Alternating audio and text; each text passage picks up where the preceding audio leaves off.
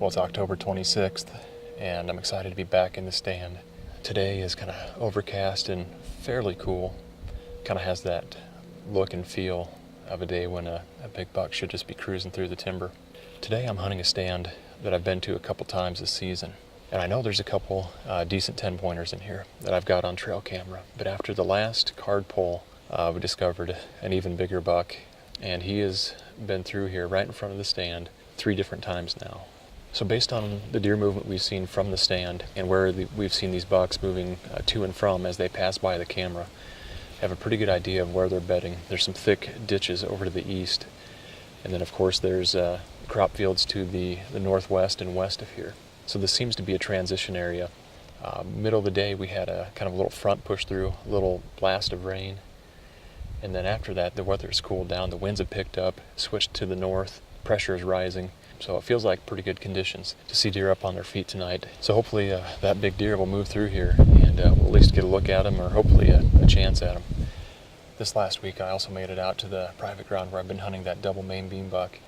Checked the camera there, confirmed that he is still alive after the muzzleloader season. The Monday after the season closed, he was there right in front of the stand just before daylight. Got a series of pictures of him there. And the crazy thing is this deer keeps looking bigger and bigger every time I get pictures of him. His neck is filled out. I mean, he's a stud of a deer. So it's good to know that he's still alive. The only bad thing is I have not got him on camera during daylight in the last probably about 2 weeks. So I'm excited for the sit tonight. Hopefully that big guy will show up.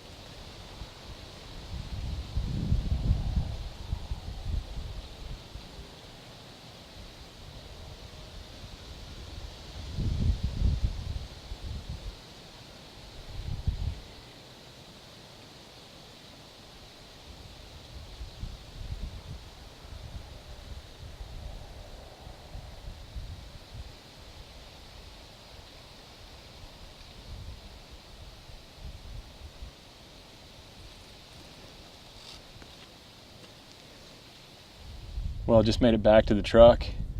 Man, it felt like this evening the stage was set to have at least an encounter with a good buck. But all we ended up seeing was 2 does. About 5:30, I got a text from Aaron and said he'd already seen 3 bucks. And right as I put my phone away, a doe came out from the west and started working behind the stand. I was like, all right, here we go. Deer are gonna start moving good. Another doe came from the east, and then she must have been able to see down to where that doe was behind the stand. Saw some movement or something, but it actually made her nervous, and blew about a dozen times and got out of there. And while this is going on, the doe that's behind the stand is just watching her and just standing there, and eventually relaxed and went back to feeding. So that doe up on the hill may have cost us seeing more deer, because she was up there blowing right where I expected the other deer to come from.